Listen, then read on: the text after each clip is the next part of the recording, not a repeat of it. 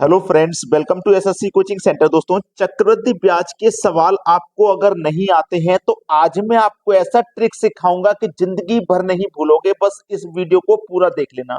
चलिए स्टार्ट करते हैं। पहला सवाल, कोई राशि चक्रवृद्धि ब्याज से 2 वर्ष में 5200 रुपये हो जाती है तथा 4 वर्ष में 6500 रुपये हो जाती है, तो वह राशि क्या है।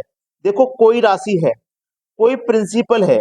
ये जो प्रिंसिपल है ना, ये 2 साल में 5200 रुपये हो जाता है। 5200 रुपये, ठीक है। और यही प्रिंसिपल 4 साल में 6500 रुपये हो जाता है। ठीक है, 4 साल में 6500 हो जाता है। तो देखो, यहां से यहां तक 2 साल का टाइम लगा, यहां से लेके यहां तक 2 साल का टाइम लगेगा, तभी तो टोटल 4 साल का टाइम लगेगा। तो ऐसा सवाल एग्जाम में अगर आएगा ना, तो चुटकियों में बना दोगे, कभी भी पेन और पेपर की जरूरत नहीं पड़ेगी। करते क्या है, इस बात को ध्यान रखना। करते क्या है, पहले वाला अमाउंट को लिख लेना, जो पहले वाला अमाउंट है। ठीक है, पहले वाला अमाउंट हमारा कितना है, 5200। 5200 है ना, पहले वाला अमाउंट लिख लेना है, 5200 है। अब इसको देखो, कटा के छोटा कर सकते हो आप। 0 से 0 गया, 13 चौके 52, 13 पंजे 65, ये 4:5 आ गया है ना, 4:5। तो पहले वाला अनुपात ऊपर लिखना है आपको और बाद वाला अनुपात नीचे लिखना है। ऐसा जब करते हैं, देखो याद रखना, जब हम पहले की वैल्यू निकालेंगे, ये पहले लिखा हुआ है, सबसे पहले की वैल्यू निकालने, तो पहले वाला अनुपात ऊपर। कभी ऐसा भी होगा क्वेश्चन में कि बाद की वैल्यू निकालनी पड़ेगी यहाँ पे, तो बाद वाला अनुपात ऊपर लिखेंगे। बस सवाल खत्म हो गया, समझ लीजिए। 5 से कटाओ, 5 से कटाऊंगा मैं इसको, तो 5×10 = 50। ठीक है, 2 बचेगा 20, 5 चौको 20 और 1 ये 0। कितना आ गया है ये, 1040 आ गया। ये आ गया है 1040। अब इस 1040 का गुना 4 से कर देना है। 4 का 0 में करेंगे 0, 4 चौके 16 का 6, हासिल लगा 1। 4 का 0 में करेंगे 0, जो हासिल का 1 था वही आ जाएगा। 4 एकम 4, 4160 रुपया। 4160 रुपया किस ऑप्शन में है, आप कहोगे सर पहले ही ऑप्शन में। ये आपके सवाल का हो गया बिल्कुल सही जवाब।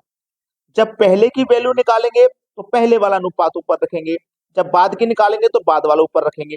करते क्या है, दोनों वैल्यू में से पहले वाली वैल्यू लिख लीजिए, पहले वाली। फिर जो अनुपात है ना, उसको ऊपर लिख लेना, पहले वाला अनुपात ऊपर, बाद वाला नीचे। कटा तो आप लेंगे ही, आंसर आ जाएगा। अब देखते हैं अगला प्रश्न। अगला सवाल, कोई राशि 2 वर्ष में 4500 रुपये हो जाती है, 4 वर्ष में 7500 रुपये हो जाती है, तो वह राशि क्या है। कोई राशि, कोई प्रिंसिपल 2 साल में, 2 वर्ष में कितना हो जाता है भैया, 4500 हो जाता है। और वही प्रिंसिपल 4 साल में 7500 हो जाता है। कितने में, 4 साल में। यहां से यहां तक का वक्त 2 साल है, तो यहां से यहां तक का वक्त भी 2 साल होगा, तभी तो 4 साल होगा। तो देखो, ये वाली जो ईयर है ये बराबर है। कभी कभी ऐसा भी होगा कि ये जो साल है, जैसे यहाँ 2 वर्ष है, तो हो सकता है यहाँ 3 वर्ष हो, या फिर यहाँ 1 वर्ष हो, समान नहीं हो। जब समान नहीं होगा ना, तो थोड़ा सा चेंज आएगा क्वेश्चन में, और कुछ नहीं। ठीक है, तो दोनों में से पहले वाली वैल्यू लिख लीजिए। 4500 पहले वाली वैल्यू है, लिख लेंगे। इनटू कटा लीजिए, 2 0 से 2 0 गया। ठीक है, 15×3 = 45, 15 पंजे 75, 3:5 आ गया। तो पहले वाला अनुपात ऊपर लिखेंगे, बाद वाला नीचे लिखेंगे।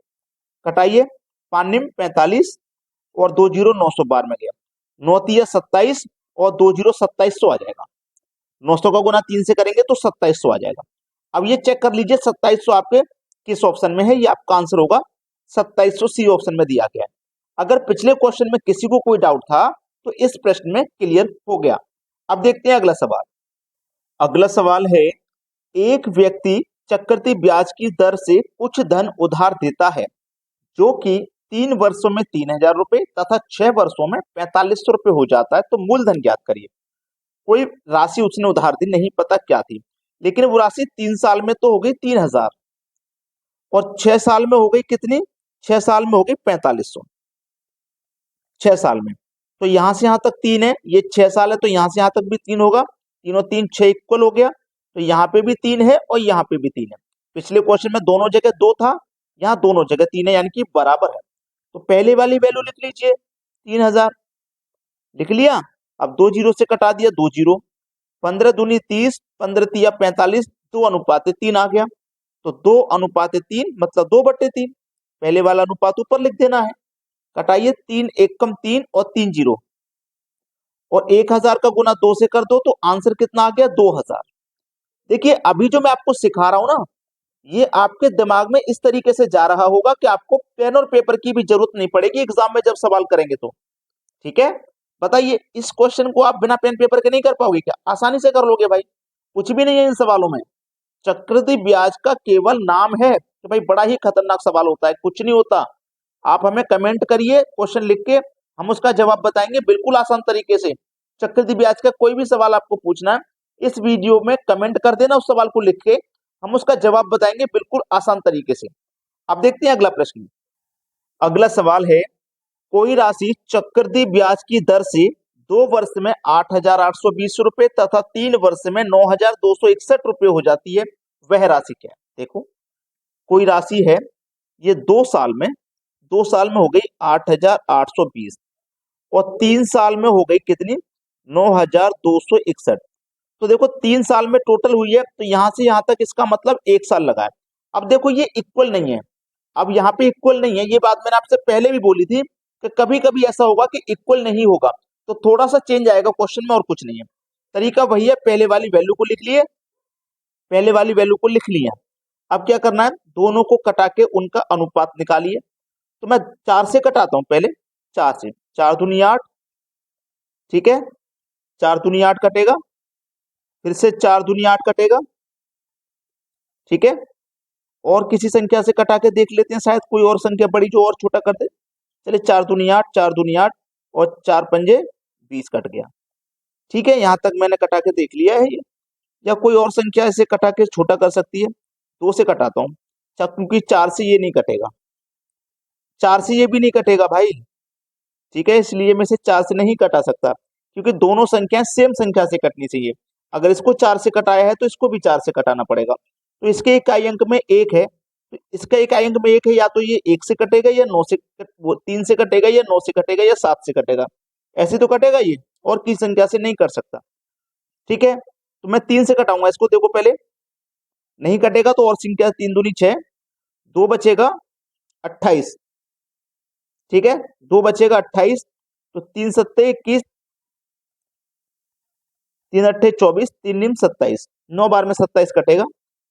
तो हो सकता है ये किसी और संख्या से भी कटे, 3 तिया 9, 3 अट्ठे 24, 2 बचेगा 21, 3 से ये कट गया, 3 से इसको भी कटा के देख लेते हैं, 3 दूने का 6, 2 बचा 28, 3 निम 27, 1 बचेगा 10, तो ये 3 से भी नहीं कट रहा भाई, ये 3 से भी नहीं कट रहा, हो सकता है किसी और संख्या से ये कटेगा। दोस्तों ये जो संख्या कट रही है ना, ये 21 से कट रही है, यहाँ पे हमने देखा 21 चौके 84, 4 बचेगा 42, 21 दूनी 42 और एक ये 0, 21 से जब इसको कटाएंगे तो ये 21 बार में, यहाँ पे 441 बार में कटेगा, सॉरी 21 बार में नहीं 441 बार में, ठीक है। अब ये कटा 420 बार में, ये कटा 441 बार में। अब इसको हम कटाएंगे तो ये भी कट जाएगा 20 बार में और ये भी कट जाएगा 21 बार में, तो अनुपात आया 20:21। तो पहले वाला अनुपात ऊपर, बाद वाला नीचे। अब ये यहाँ पे एक बार ही हम मल्टीप्लाई करते थे जब यहाँ पे दोनों जगह वैल्यू समान होती थी, लेकिन यहाँ पे तो अलग अलग है। जब अलग अलग आएगी ना, तो इसी संख्या का, इसी अनुपात का एक बार और मल्टीप्लाई आपको कर देना है, बस आंसर आ जाएगा, ठीक है। तो यहाँ पे कटाएंगे 21 चौकू 84, 4 बचेगा 42, 21 दूनी 42 और 1 0, फिर 21 से कटाओगे 21 दूनी 42 और 1 0, 20 गुने 20 गुने 20, ठीक है। तो 2 का पावर 2 का 4 दूनी 8 यहाँ पे हो जाएगा 8, 1 0 2 0 3 0, यानी कि आपका मान आ गया 8000। बी ऑप्शन हो जाएगा सवाल का बिल्कुल सही जवाब। चलिए अब देखते हैं अगला प्रश्न। अगला सवाल है, 3,000 रुपए की राशि चक्रवृद्धि ब्याज की दर से 5 वर्ष में 45 रुपए हो जाती है, तो 10 वर्ष में वह राशि कितनी हो जाएगी? देखो 3,000 रुपए की राशि, इस बार राशि हमें दी गई है 3,000 रुपए, ठीक है, दी गई है।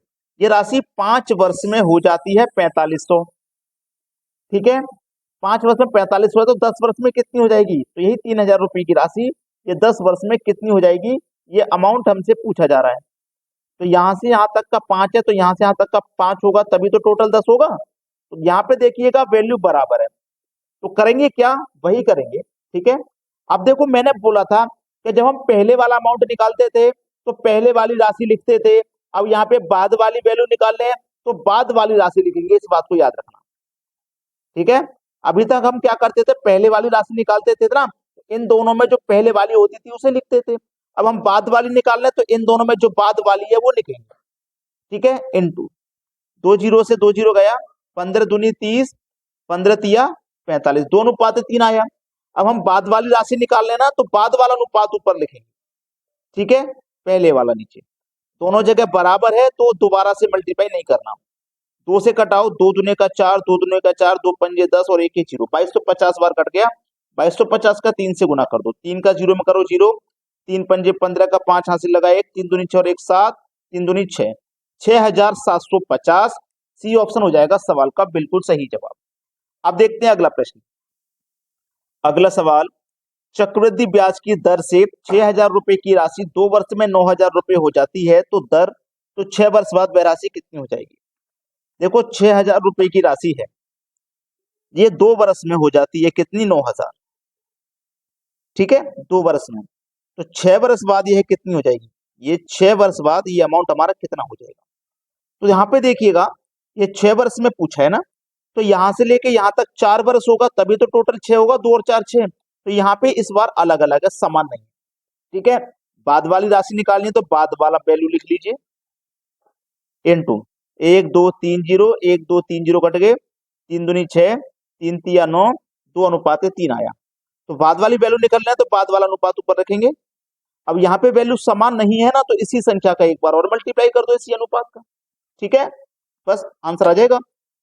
2 से घटाओ, 2 चौक 8, 1 बचेगा 10, 2 पंजे 10, 2 जीरो, फिर 2 से घटाओ, 2250 बार में कटेगा, 3 तिया 9, 9 का गुना कर दो इससे, 9 का जीरो में करो तो जीरो, 9 पंजे 45 का 5 हासिल लगे 4, 9 दूने का 18, 4 22 हासिल लगे 2, 9 दूने का 18, 2 20, 20,250।